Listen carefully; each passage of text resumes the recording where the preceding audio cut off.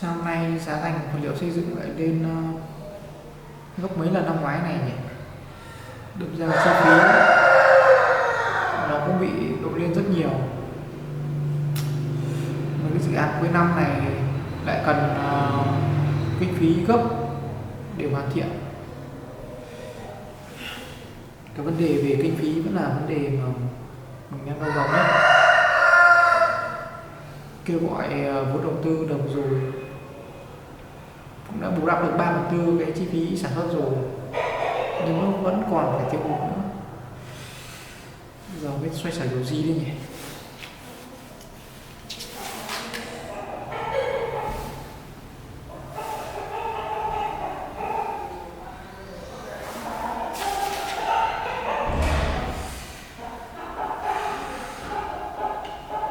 Với tình hình này so với năm trước, cái giá nguyên vật liệu không lên thì cái vốn của mình đã đủ để thể lấp đầy những dự án này rồi. Nhưng năm nay mọi thứ nó khó khăn rất nhiều. Cái vấn đề vốn đầu tư vẫn là vấn đề mà khiến mình phải đau đầu thời gian này.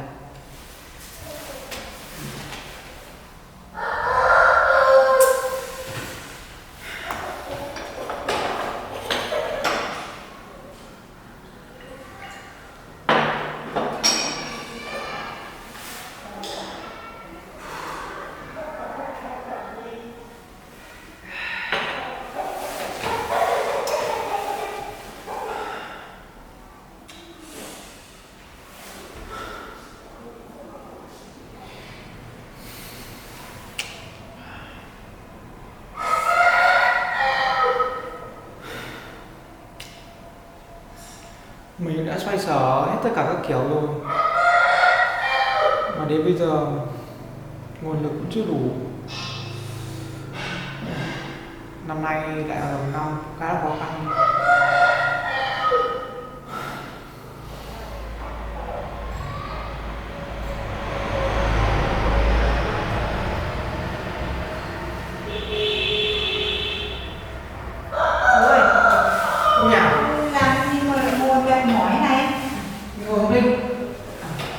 Con vừa kiểm tra một chút sổ sách mà mỏi quá đi, con rượu lên con chậm ăn kiểu Ăn uống gì chứ? Sữa đấy vẫn còn nóng này, vừa uống vừa uống nhé. mẹ chú đéo này. Con sáng ra thì cũng chưa được ăn gì cả. Công việc này nó bận nên là có dành muốn làm. Mẹ nó sẽ Mẹ chưa, mẹ tí nữa mẹ ăn. Mẹ thấy con ngồi đây để làm việc đây, mẹ đoán là cũng chưa ăn này, sữa nó đang nóng đấy thì con uống đi. Vâng, con xin mẹ.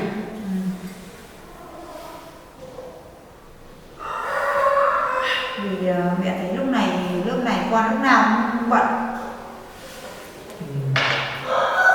Ăn uống thì cứ thất thường thôi. Mẹ cũng phải thông cảm cho con một chút. Thì bây giờ làm ăn kinh doanh ấy, thì công việc lúc nó thế này kia, lúc thuận lợi thì không sao, nhưng mà thời điểm này bộ con đang gấp ấy, không phải cái dự án đang trong giai đoạn hoàn thiện, nhưng mà nó gặp một chút vấn đề về vốn, thì bây giờ con đang phải xoay sở. Có gì mẹ thông cảm cho con. Mẹ cứ nhắc nhở thế thôi. Làm thì làm, sớm tối thì cũng phải nghỉ ngơi, ăn uống đi cho nó hiểu chứ đừng cố nhá. Vâng. Vấn đề sức khỏe của con tự lo liệu được mẹ. Thì con làm ăn thế nào mà lúc này mẹ thấy con lúc nào cũng lo nghĩ rồi thì thấy lo lắm. Thì nếu mà vốn liếng mà làm ăn có khó khăn quá thì mẹ còn ít vốn kia thì rút về mà lấy tiền mà xoay sở. Con cũng cảm ơn lòng tốt của mẹ, nhưng mà công việc làm ăn của con ấy, thì con tự xoay sở được. Ngoài số tiền mẹ tiết kiệm được ấy, thì để phòng khi đi bệnh viện hoặc là đi đâu hoặc gia đình có việc gì thì mình dùng số vốn đó. Và bây giờ con sẽ không dùng số vốn của mẹ tiết kiệm để làm việc của con đâu. Công ty thì nó có những nguồn vốn riêng của công ty, thì con rất cảm ơn mẹ, nhưng mà đấy là con tâm sự với mẹ đấy thôi, nhưng mà mọi chuyện con vẫn lo liệu được mà, không phải lo lắng quá nhiều đâu. Mẹ có ít vốn đấy mà con không cần đến thì thôi mẹ cứ để dành đấy được. À Hiếu này, mà bà ngoại ấy, lớp này cứ muốn gặp con không biết có chuyện gì. Tại hôm nọ bà mẹ xuống thăm bà ấy, xong rồi bà nói chuyện nhiều lắm, xong bà lại lên đây nữa. Bà cứ bảo là cho gặp cháu Hiếu để bà nói chuyện, mà cũng thấy bà bảo là bà quen cô gái nào ấy. Về cái chuyện của bà ngoại ấy, thì đợt này công việc của con khá là bận ấy, nên là con chưa sắp xếp đến thăm bà được. Mà không biết nó đã có chuyện gì mà bà lại muốn gặp riêng con, mà nghe có vẻ gấp gáp vậy mẹ. Bà thì bà vẫn bảo là bà có quen một cô gái nào thì muốn giới thiệu cho con, nhưng mà bà cứ khăng là đòi gặp con cơ. Mẹ bây giờ thì mẹ cũng không biết nói với bà thế nào được. Chắc là tại vì con mãi không chịu lấy vợ cho bà cỗ, nên là bà lại dục thế. Hay là bà lại được bà hàng xóm nào lại mang mối cho một cô gái nào đó, cho nên là bà muốn giới thiệu cho con đây. Thì mẹ cũng không biết, nhưng mà bà cứ bảo là giục Hiếu lấy vợ đi để cho bà có chắc, vì bà bây giờ cũng nhiều tuổi rồi. Con cũng hiểu cảm giác của bà mà, đơn giản thôi. Bây giờ bà có tuổi rồi, cũng rất mong muốn cháu là gia đình, sau đó còn có chắc bà càng bế nữa. Nhưng mà nói chuyện vui thôi, chứ thực ra để con sẽ phải bố trí sắp xếp hôm nào, có khi là cả con cả mẹ hoặc là Tươi thì cũng phải giới thiệu Tươi với bà, chứ đi đâu bà cũng đòi mang mối cháu trai của bà cho cô gái khác thì con thấy buồn cười lắm. Thì bà ngoại cứ bảo thế thì mẹ không nhất trí đâu, là không cho con gặp cô gái mà bà ngoại giới thiệu. Nhưng mà bà ngoại cứ khăng ấy, bà ngoại bảo là bà ngoại gặp một cô gái tốt lắm.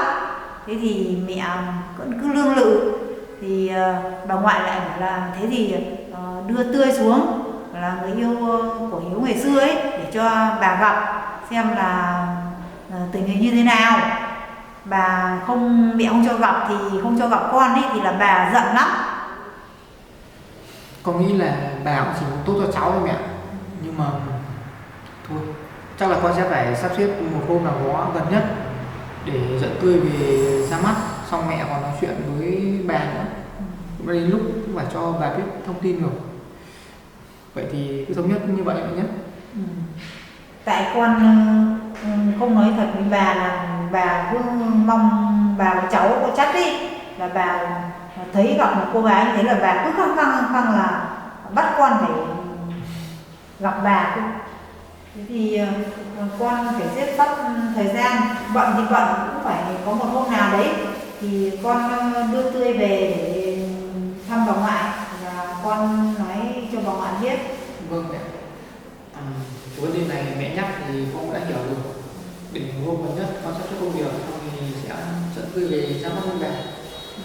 Con nghĩ là bà cũng sẽ thích Tươi thôi, tại vì Tươi là một cô gái khá là dễ thương và hiền lành. Thế thì mẹ cũng nghĩ thế. Tươi là một cô gái chịu khó mà lại hiền lành như thế, thì nếu mà dắt về cho bà chắc là bà ưng thôi. Còn con làm thế nào làm, đừng để cho Tươi buồn nhá. Vâng, con biết rồi nhé.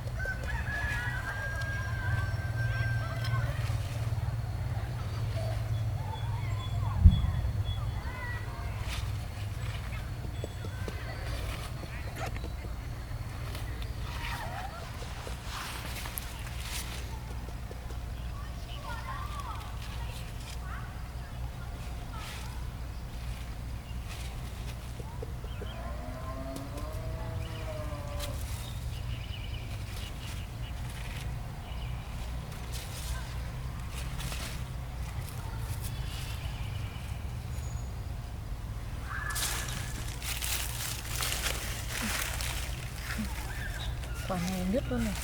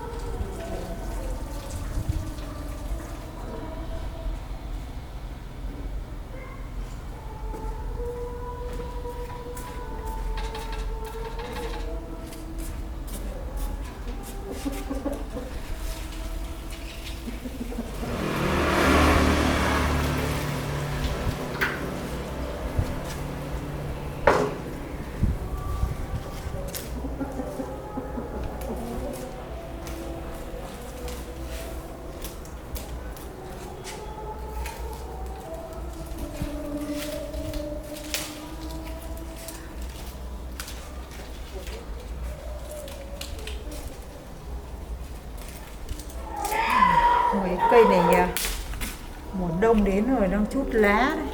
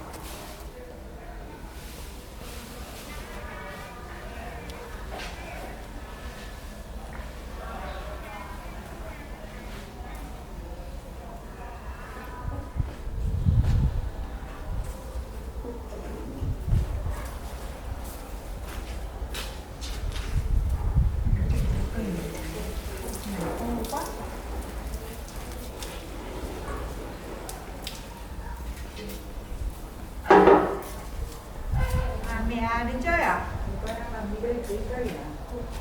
Con đang tưới mấy cái cây này, lúc này mùa đông nó hay khô quá. Mùa đông con phải tưới cây này vào, không là khô nhau, mùa đông nó gió nó chết hết. Vâng, đấy, đến mùa đông rồi con cứ phải ngày nào phải tưới mà nó vẫn cứ khô hết lá đây này. Thế mẹ đi đâu về ở nhà đây đấy? Nhà con chơi. Thế hả? Ra đây uống nước đi nhỉ? Đây uống nước. Vào đây uống nước. Chân. Nói.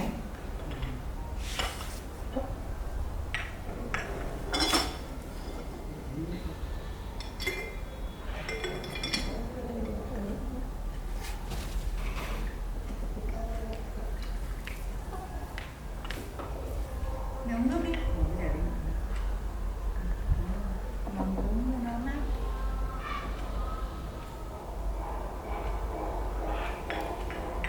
Mẹ sang thì Hiếu nó đi đâu, không ở nhà. Hôm nay cháu chắc nó đi có việc gì ấy mẹ? Thế hôm nọ mẹ đã bảo rồi, bảo hôm nào ta lên thì ta xuống thì xem là thằng Hiếu vợ con như thế nào. Mẹ đã bảo chú nọ rồi. Bây giờ nó đi, nó có về sớm không hay là thế nào. Cháu nó đi thì con cũng chẳng biết được nó về sớm hay về muộn.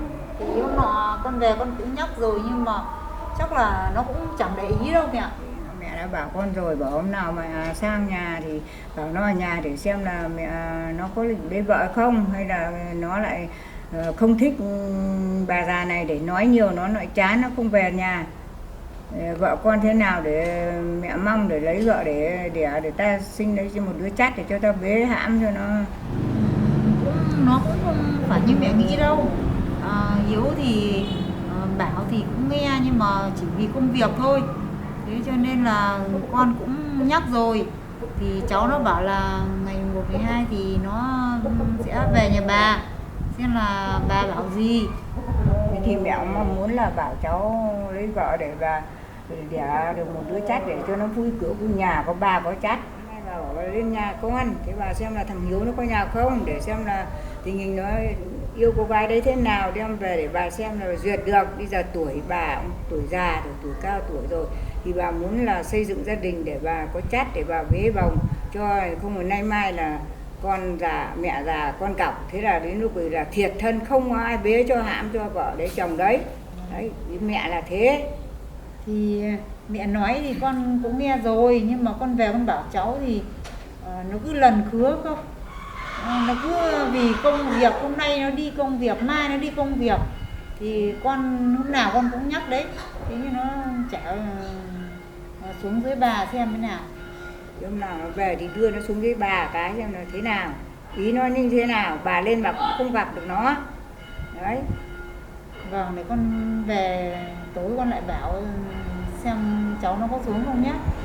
Dì bảo thằng Hiếu nó dẫn cô gái đi quen trước ấy, rồi mẹ xem nó như thế nào, mẹ có nhìn thấy cô như gái có được không, nếu mà được thì hôm nào dẫn nó về đây cho mẹ xem, hoặc là bảo thằng Hiếu như thế.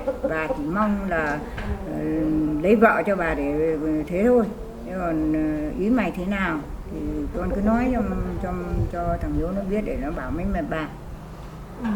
Mẹ bảo thế thì con cũng bảo rồi, thế nhưng mà chắc là hôm nay Hiếu đi công việc mà Tươi hôm nay chắc cô cũng đi chợ, vì cô ấy vẫn đi chợ thường ngày ấy, chứ cũng chả mấy ngày là cô ở nhà đâu. Thế khi nào mà cô ấy không đi chợ mà cô ấy rảnh mà ở nhà ấy, thì con bảo Hiếu dẫn cô ấy xuống dưới nhà bà. Thế là bớt chút thời gian bảo nó cố gắng đưa xuống nhà bà để bà xem cô gái đó như thế nào. Vâng, thế mẹ bảo thế thì con về con nhắn lại cho cháu. Mẹ cũng không phải lo nghĩ về cái cô gái mà ngày xưa mình Hiếu yêu đâu. Thì cô đấy con cũng thấy cô ấy là người chịu thương chịu khó, mà cũng tốt tính lắm mẹ ạ. Chứ nếu mà Hiếu yêu được cô đấy mà lấy được thì con cũng nhất trí. Con bảo thế nhưng mà mẹ muốn con là bây giờ con xem tính cách của cô thế thì có được không, thì bao giờ đem về đây mẹ duyệt xem tính cách cô như thế nào, nếu mà được thì gia cảnh nhà cô ra sao, mà cô ấy có hiền lành có tốt bụng hay không, thì cái đấy mẹ chưa nhìn thấy cô thế nào thì con cứ phải đem cô về đây cho mẹ xem như thế nào. Nếu không được thì theo ý mẹ là mẹ quen cái cô gái đấy, cô thấy tốt bụng lắm, cho nên là mẹ muốn đưa cô với thằng Hiếu đấy. Thế còn bảo thằng Hiếu thế nào thì bảo. Thì mẹ bảo thế thì con cũng biết là mẹ nghĩ tốt cho cháu, lo cho cháu. Thế nhưng mà bây giờ thì chắc là nếu mà cháu nó hợp ở đâu ấy thì là nó sẽ lấy chứ. Chắc nó cũng chẳng nghe bố mẹ hoặc là bà là chỉ đâu mẹ. Giờ là đấy con mẹ bảo cái tới hướng của mẹ thế, mẹ mong muốn đem về đây cho mẹ nhìn xem cô như thế nào thôi, còn đúng là cũng 100 năm của con các cháu thì không thể ép buộc được. Đấy. Thôi thế thì nếu như mẹ nói thế thì để con về con bảo cháu, nhưng mà con nghĩ là mẹ mới gặp cô kia một lần thì làm sao mà mẹ biết được người ta tốt hay không. Thế mẹ cũng muốn bảo con là mẹ cũng ý mẹ cũng muốn để cho lấy được một người tốt bụng mà hiền lành, thì mẹ cũng muốn là đưa. Thì hôm nào thôi mẹ không nói chuyện nữa, con đấy mẹ không gặp thằng Hiếu thì hôm nào con đưa thằng Hiếu về nhà mình, mẹ nói chuyện với thằng Hiếu sau. Thế mẹ đi về đây, Mẹ uống nước á mẹ đi về đây, tao ngồi đây, mẹ đi về đây. Mẹ không ở đây được thì mẹ đi về nhá. Thôi mẹ về, thế các con đi nghỉ đi, mẹ đi về đây. Bây giờ các cụ có tuổi rồi đã gặp được cô gái bảo là tốt, còn chưa biết là tốt thế nào, cứ khăng là bắt cháu xuống để bà gặp, rồi thì bắt gặp cô gái kia. Còn cái cô Tươi này thì mình thấy cô là con người rất chi là tốt bụng. Mình thấy cô đấy như thế là được rồi đấy, nếu mà làm được con dâu mình thì là tốt quá.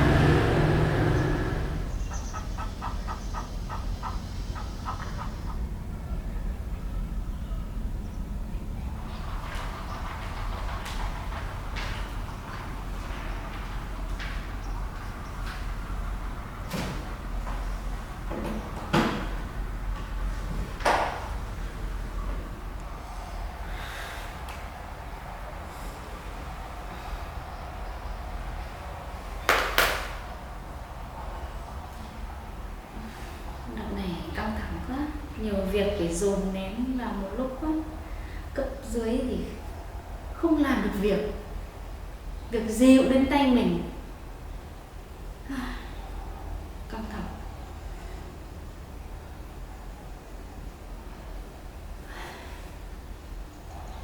Có lẽ thời gian này mình phải nghỉ ngơi, đi đâu đó một thời gian, chứ thế này căng thẳng quá.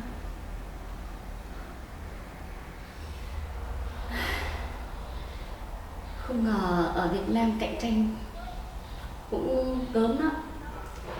Bao nhiêu năm kinh nghiệm làm ở bên nước ngoài rồi, trải qua bao nhiêu những vấn đề rồi mà về đây vẫn gặp khá nhiều vấn đề, vẫn nhiều trục trặc pháp lý rồi các kiểu. Việt Nam này là cái môi trường khó có thể cạnh tranh ấy.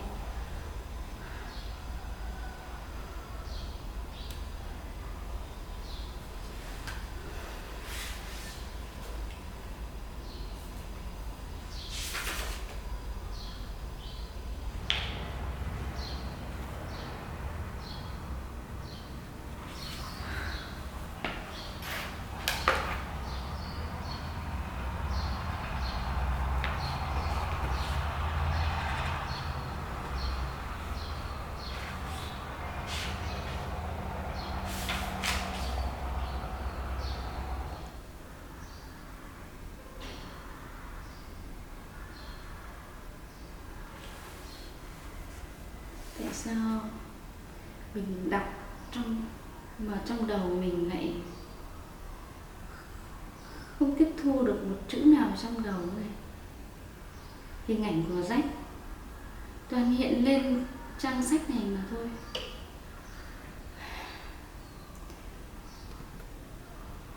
Hay có lẽ nào hôm vừa rồi mình đã phạm sai lầm? Cậu ấy là một thanh niên chưa vợ mà lại gặp cái tình huống khó xử ấy,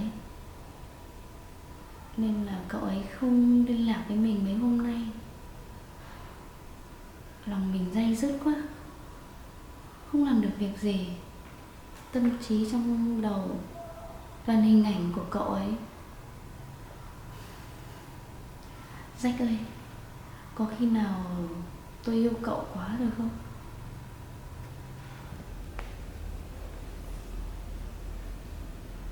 Khi qua sự việc vừa rồi, cậu ấy không chủ động với mình, hay là bây giờ mình chủ động lại với cậu ấy nhỉ? Để xem cậu ấy như thế nào. Có khi là cậu ấy vì xấu hổ với mình nên ngại. Mình cứ thử gọi xem sao.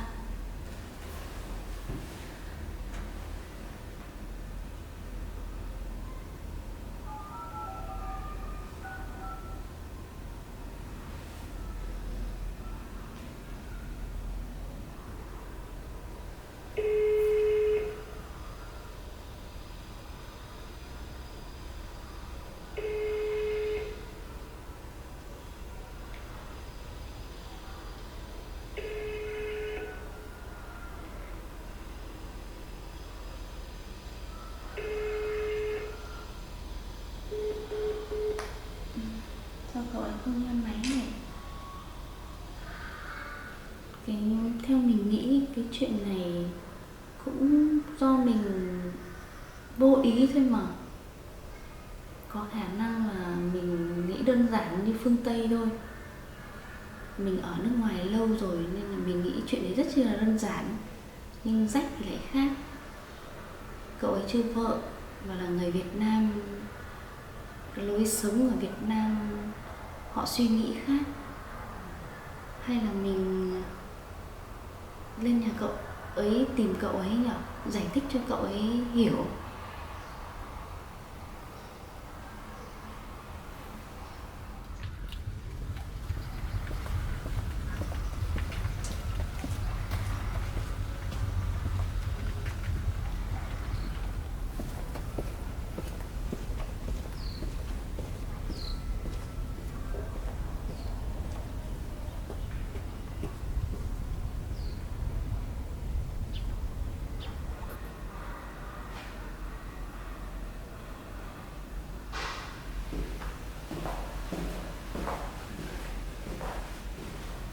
Chị ạ?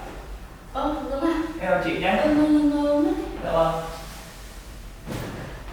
Thế là có vấn đề gì nhỉ?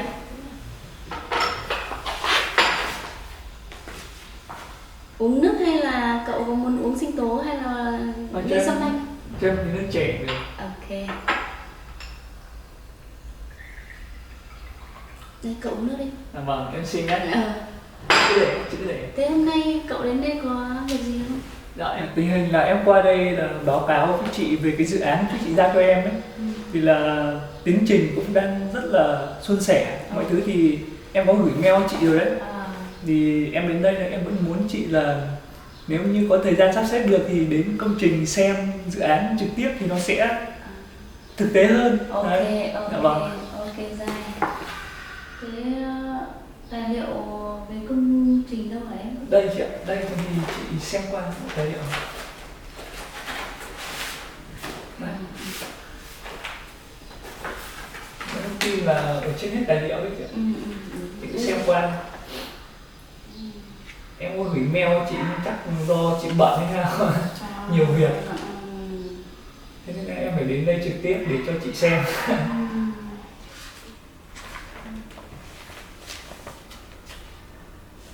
Giao thông này.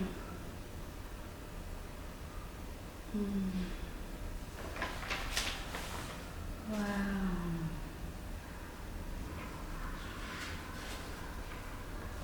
Cậu làm gì?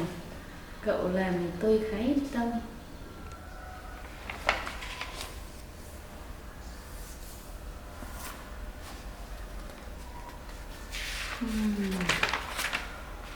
Đây mạch điện, bản vẽ điện này. Các con số đều chi tiết hết, nhỉ Dũng nhỉ? Vâng. Các rãnh nước này cũng thế này, rất chi tiết. Đúng là em trai của chị. Mọi dự án mà chị giao cho em thì chị hoàn toàn tuyệt đối tin tưởng của em. Nên là chị xem qua là chị thấy yên tâm lắm. Chị có ưng hả? Chị ưng lắm. Dạ vâng, Nên là thì- chị không lo lắng gì đâu.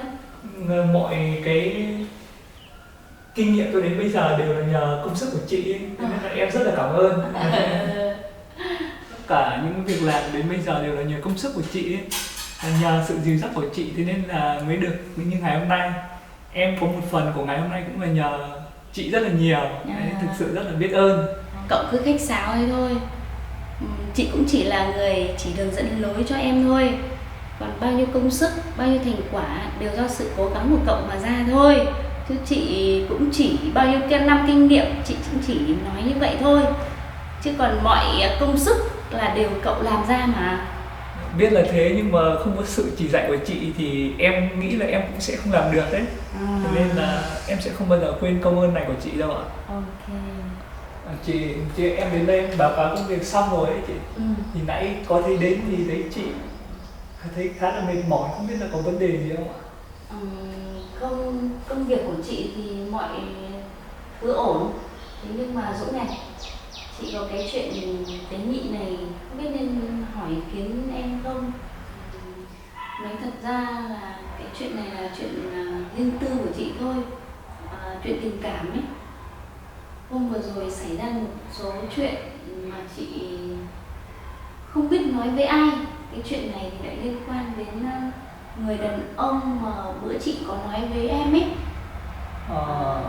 Cái người đó mà ở Việt Nam rất lâu rồi nên là suy nghĩ về người đàn ông nhưng mà chị không hiểu rõ tâm tư được, nên là chị nói với em để em cho chị một vài lời khuyên hoặc là gợi ý cho chị. Dạ vâng, thì chị có gì cứ chia sẻ đi. Em là sống ở Việt Nam từ nhỏ thế nên là có như nào thì em sẽ đưa cho chị lời khuyên nếu như chị muốn nghe. Ok, cái câu chuyện này thực ra nó rất chi là trớ trêu đúng không ạ? Bữa đấy cái cậu mà chị thích đó muốn đến nhà chị bàn công chuyện, thế nhưng mà chị thì lại đang tắm, thì chị lại quên mất bộ váy ở trong nhà tắm, thế nên là mà lúc đấy cậu đấy ở gần bên đấy rồi, ở gần chỗ nhà tắm chị rồi, mà chị ra thì cũng không đành, trong khi đấy là người đang khỏa thân, thế nên chị nhờ cậu ấy là vào lấy cho chị bộ quần áo. Bất ngờ cái khăn tắm nó mới lại rơi xuống, thì là lúc đấy cậu ấy mặt đỏ tăm tía, rồi cậu ấy chạy một mạch đi về luôn, không ngoái lại gì luôn.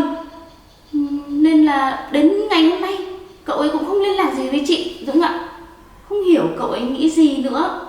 Chị nghĩ chuyện đấy cũng rất chi là bình thường ấy, bởi vì phương Tây chị rất chi là thoải mái về vấn đề đó, bởi vì nhưng mà cậu ấy không biết cậu ấy nghĩ gì luôn, mà cậu ấy không liên lạc gì với tôi. Thế à chị? Em theo như em nhìn nhận ấy, thì nếu như anh ấy mà là người đàn ông chín chắn ấy, thì có thể là sẽ ngại thật. Còn nếu như thoáng như bọn em thì cái tình huống đấy nó lại rất là bình thường.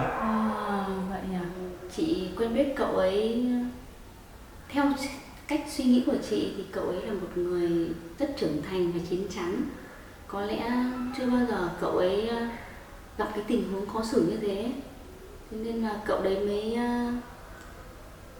xử sự như bây giờ, không nghe máy của tôi mà làm mọi cách. Tôi không biết làm cách như thế nào để có thể quay lại nói chuyện với cậu ấy như ngày xưa được, đúng ạ? Cậu có ý tưởng gì không? Theo em nghĩ là chị đến gặp trực tiếp và nói chuyện với anh ấy về cái vụ việc ngày hôm đấy. Có thể là chị sẽ nói được về đó là một cái vụ không đáng muốn xảy ra chẳng hạn. Thì đồng thời là nếu như có thành ý thì chị nên có một món quà nào đấy. Thì vậy em nghĩ là cái anh ấy sẽ thông cảm với chị đấy. Chị không hiểu được cái tâm lý của đàn ông ấy. Bây giờ là thấy nghe cậu nói là chị đúng rồi đấy. Vừa chị gọi điện cho cậu ấy không nghe máy, nên là phải đến gặp trực tiếp, đúng không? Dạ vâng, thì cứ suy nghĩ đơn giản hơn thôi chị ạ. Bọn đàn ông bọn em thì nó rất là đơn giản. Tặng quà nghe hợp lý đấy nhỉ. Nhưng mà Dũng này, tặng quà gì nhỉ? Chị từ trước tới nay chị chưa tặng quà cho phái nam bao giờ cả. Ui giời, bọn đàn ông bọn em thì đơn giản lắm chị ạ. Cái gói quà của chị chỉ cần ý nghĩa chân thành ở trong đấy là bọn em đã cảm nhận được rồi, chứ không phải là cầu kỳ quá đâu. Có thể là cái áo, cái ví hay là cái thắt lưng này, nó rất là đơn giản thôi chị ạ. May quá, may mà có thằng em đến giải quyết cho chị vài khúc mắc từ mấy ngày hôm nay rồi, khiến chị đau đầu ấy. May quá cơ. Ôi ôi, có gì đâu chị. Thì tình hình là em đến là trước tiên là báo cáo công việc của chị thì chị cũng xem qua rồi. Xong rồi nữa là hỏi thăm chị một xíu. Nếu như chị cảm thấy là không mắc xong rồi thì em xin phép giờ phải đi có việc chị ạ. Thế hả? Thế nhé, cảm ơn cậu nhé. Vâng. May quá có cậu đến. Thì có dự án như thế thì có vấn đề gì chị có thể là alo cho em và mail cho em nhé. Ok. Còn vấn đề gì thì em cũng sẽ liên lạc chị, có gì nhờ chị giúp đỡ nhé. Ok. Thằng em về nhé. Em xin phép em về đấy chị ạ. Chào thằng em nhé. Bye bye. Rồi em về đây. Về đi.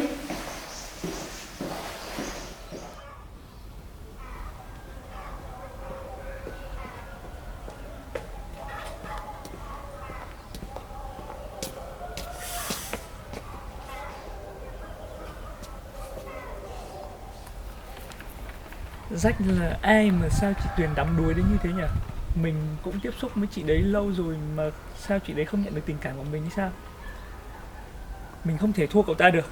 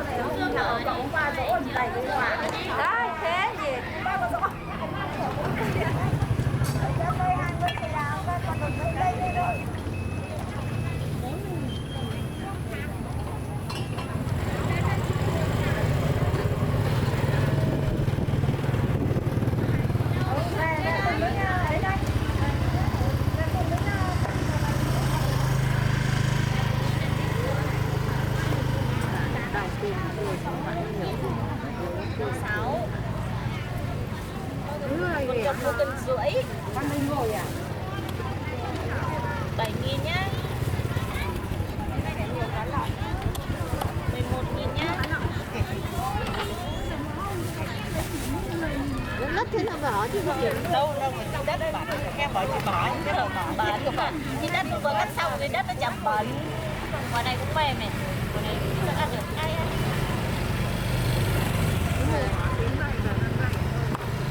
Cái này là ăn được. Cái này ăn được luôn. Không cần để lâu đâu bỏ lắm.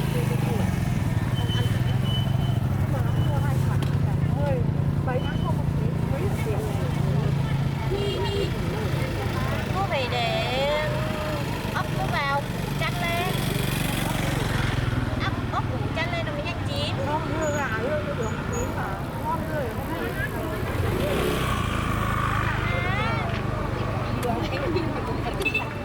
Chín nó. 7.000. Bảo 7.000 hay 7.000 Nhưng con cân 6 mà con lấy cho cân rưỡi rồi. cân rưỡi không 10.000 ăn ướp. 7 rồi mua cái bắt kẹt luôn. Đấy mà 7.000 thì kém gì 7.000 mua rồi.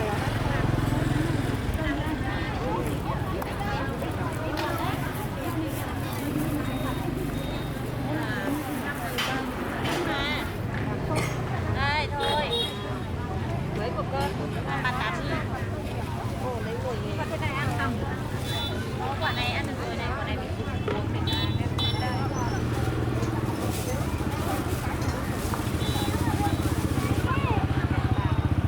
đây, ra thôi. Đây là quả này để nước ở đây. Quả này còn nước cuỗng. Đấy ở ruộng cái này. Thôi, Thế rồi 3 quả. Còn đâu trong này bán. cô lại thương con thế. Đấy, ăn được 2 cân mẹ. 2 cân 2. Anh chụp.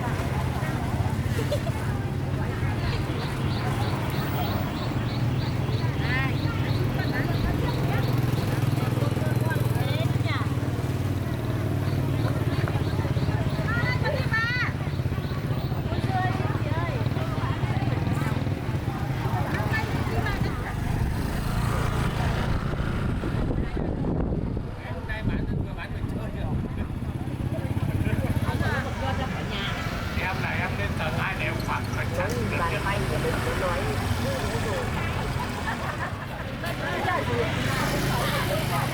giật ra thì đủ giật ra chứ ngã cái thì chết. Đã đế mới đầu. Cho con đi. Vậy xuống á.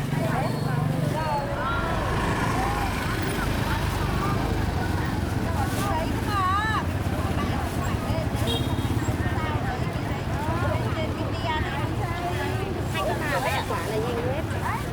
Nhanh rồi cả. Con tí nhá.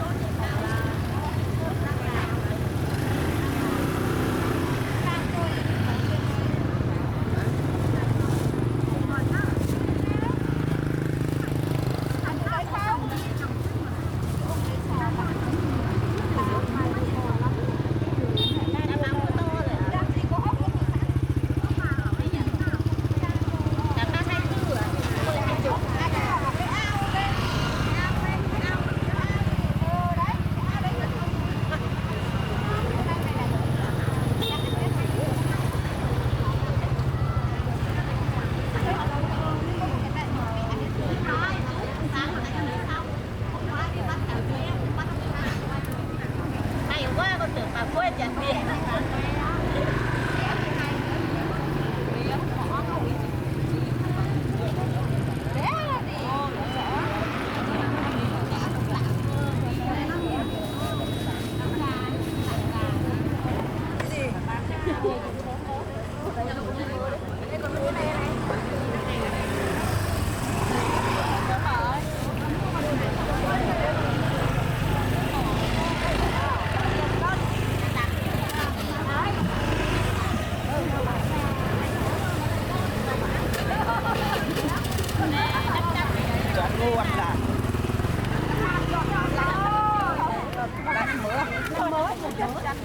Bó thì cũng có người ta mua Mình nở ra những ngày sao mình nở được. mua đi mai để đi mua mấy người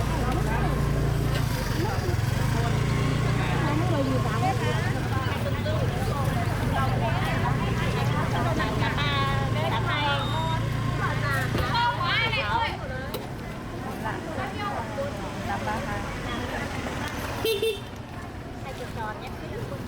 19.000. Đáng lẽ là 19.000 chứ. Anh dùng đi. Bán là đáng nhẽ là bán là mình bớt, bán nên lại con tăng lên. Con bán lên, con bán bớt. Bán tăng lên, chết mày. Chưa? Ôi, sao lại bày như này? Chẳng có mà làm chuyện này được. Không mổ mà. Ai đã không sao. Ông mua phải đi mua keo con thôi. Bác bị có con ơi, cái nhiều dầu này mà người bán ở đây rất là bác rồi, nó có bột cây tre thôi. Ơi, bạn học bán ngon nhá. Ôi, khác được. Trong này gì đây?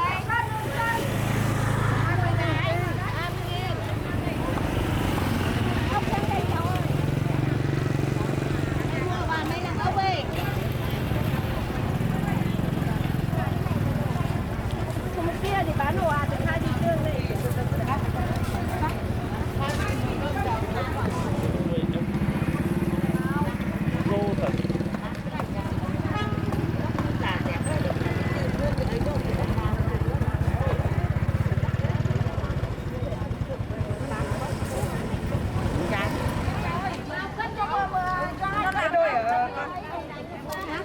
Đôi này cái đôi.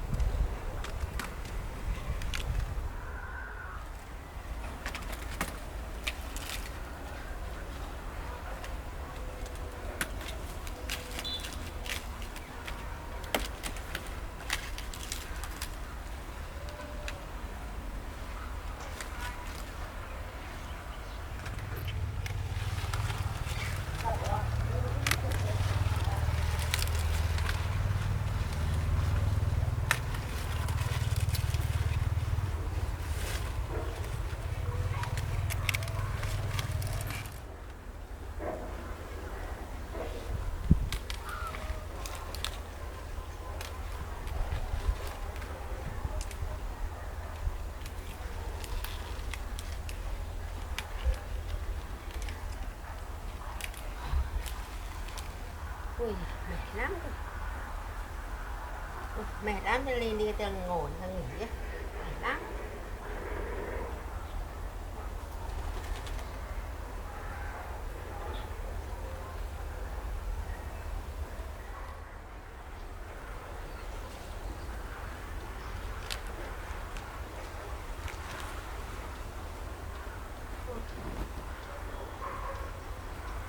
Đấy, đầu lưng thật thì cũng ui, mệt lắm rồi. Đây thằng bán cái cà rau đây đang mệt quá đây, làm một lúc mà mệt lắm không được rồi.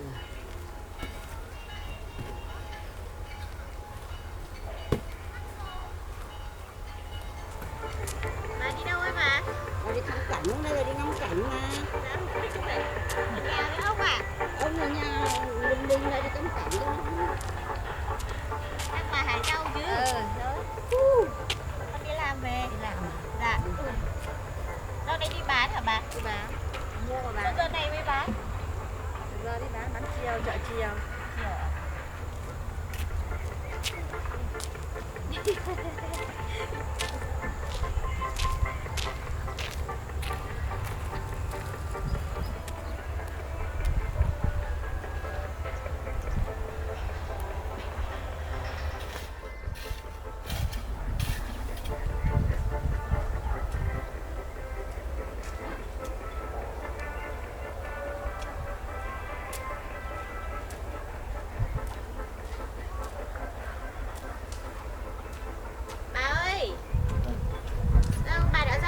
làm rồi. Nhưng mà làm đi không có cứ làm dần cho nó hết. Thế tay đỡ chưa? Đây giờ mới đỡ đây, cứ làm dần. Làm gọn. Đâu, đưa xem con coi nào dạo này tay thế nào rồi. Thế em vẫn còn sưng nhờ bà nhờ. Đã khỏi thật đâu. Đấy, cũng một thời gian rồi đấy mà tay vẫn còn bị thế này thầy. Thôi đi lên đây nghỉ một tí đi. Xong để xem tí con làm hộ chứ. Thôi đấy. Ôi lại làm một ba. Thôi bà cứ ngồi đi để con coi coi này.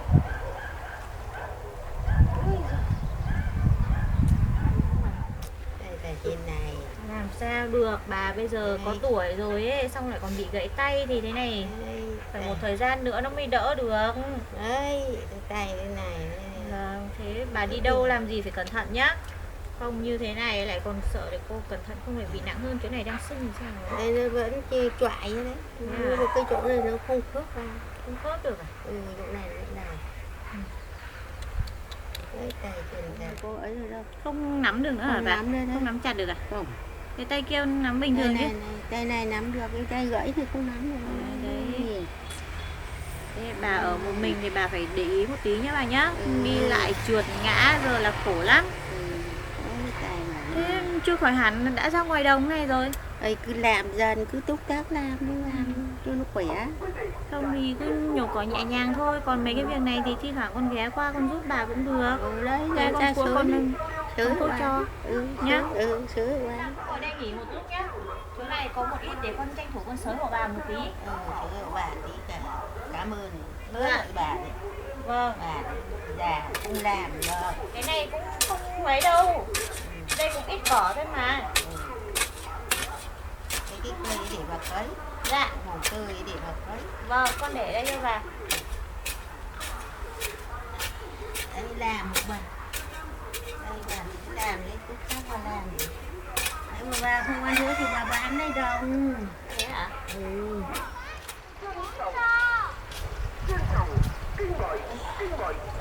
Bà làm tới bà dòng được ít đây.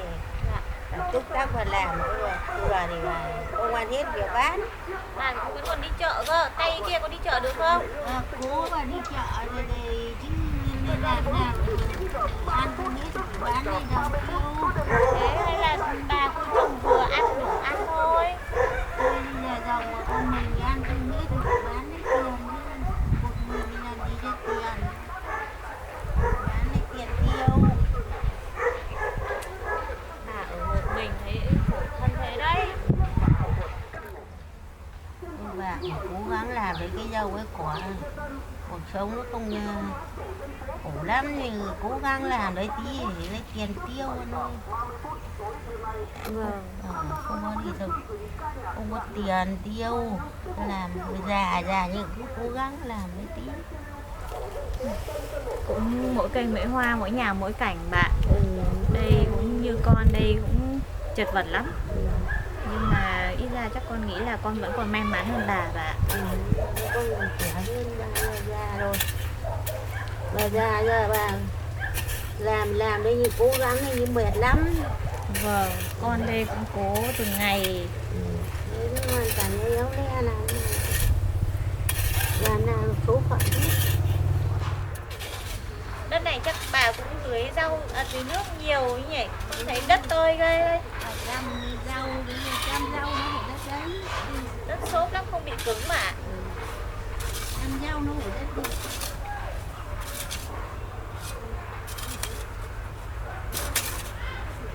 Làm rau nó phải đất đẹp. Đây bà gãy tay thời gian mà bỏ cỏ đây. Giờ bà đỡ tay rồi mới lại làm thành hình hoa. Bà bây giờ đã gãy tay rồi là phải làm hết sức cẩn thận bà ạ. Vẫn làm nhẹ nhàng thôi, bà chỉ có nhẹ nhàng mà có làm được cái gì nặng đâu. Dạ, cũng đừng có cố quá cái gì nhá. Làm gì cố làm sao mà không ở giờ già nó làm sao. Đây mấy cây mồng tơi này bà có tính làm gì không? Cũng á, bà để đây cho bà cưới. Thế à? Thế à? Thế để con cuốc nhé. Cuốc của ngày gì? Đây, cuốc đây.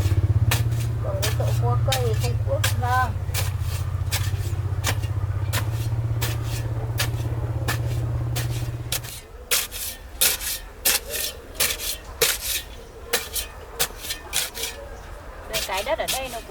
nên dễ làm hả? Bà cải tạo đất nhiều lắm.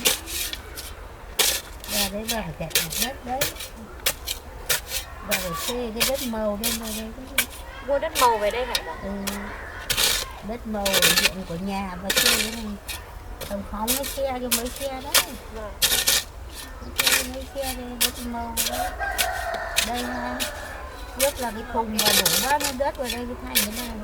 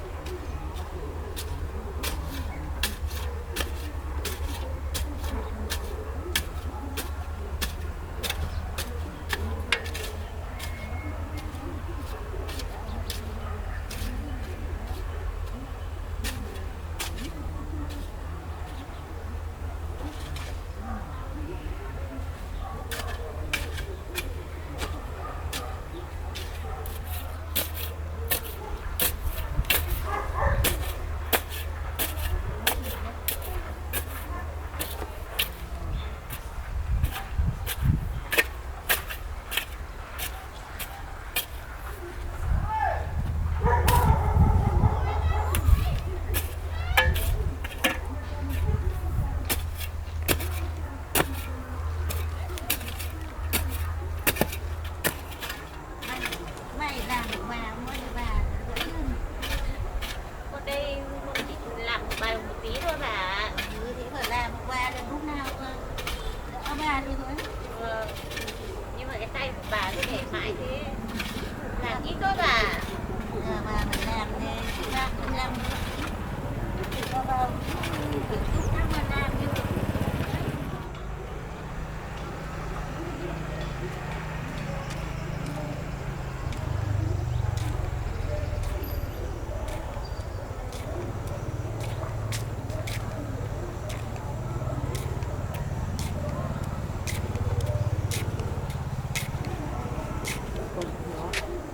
Cũng đầu cũng cổ theo đấy, mình bảo thế mà không nghe cái bà già này, mà nó khinh bà già này thì ra đều đến giờ không ấy không làm gì được, thì nó khinh bà già, nó không quản được nó.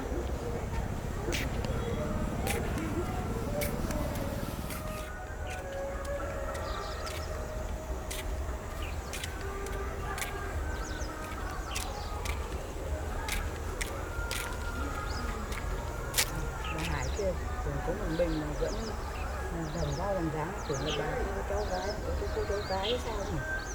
Bà Hải kia bà mấy năm nay bà sống một mình mà hôm nay lại thấy cô hay là cô cháu gái của bà, mình thử ra xem sao, không có phải cháu gái của bà không?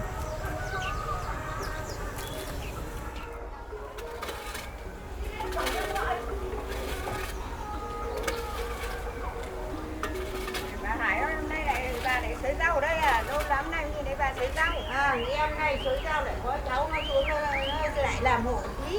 Dạ, chào bà. Đây bà chào con nhé. Sới rau cho bà. Dạ. Đây hôm nay có đứa cho con bé nào nó về đây nó làm rau làm dáng của bà đấy, từ lâu lắm em chẳng thấy về đây. Bà em cháu nó lâu lắm hôm nay nó lại về đây, em nó thấy em xới rau đây nó lại xuống nó xới hộ. Dạ. Con đi ngang qua đây thấy bà đang làm, con xuống con giúp bà. Cái tay nó đau rồi nó xuống nó làm hộ. Giúp đỡ bà già đang đau tay hả? Dạ vâng. Bà Hải ông may đấy được về cái đứa con gái nó đi về nó giúp bà gãy tay, bà không làm được, nó tốt bụng, nó cũng hiền lành mà nó chịu khó đấy nhỉ. Em may là được cháu nó về nó giúp cô ấy, cái tay nó đau. Em may quá bà, hôm nay đợt này nữa cái tay cháu nó về nó làm hộ, và đợt trước nó về nó làm cho đấy, nhưng mà đợt này cháu nó rảnh nó về nó giúp được. May bà. Mà hai lần này cháu nó có bầu, nó thỉnh thoảng nó mới giúp em được. Đợt này nó về nó thỉnh thoảng nó mới giúp em được. Hôm nay nó mới về đây nó làm hộ. Dạ. Đợt trước con cũng hay về đây ấy, nhưng mà dạo này con cũng thi thoảng con mới về thôi bà. Bà ở nhà gần đây hả bà? Bà ngay đâu. Thế ạ?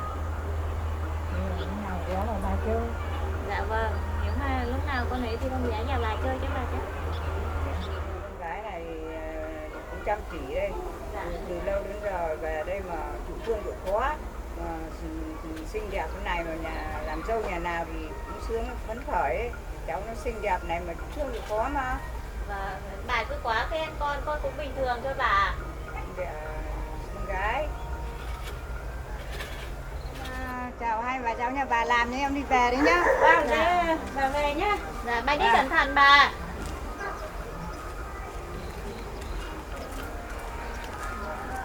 Bà về. Thôi mình làm tiếp à? Bà cháu đi.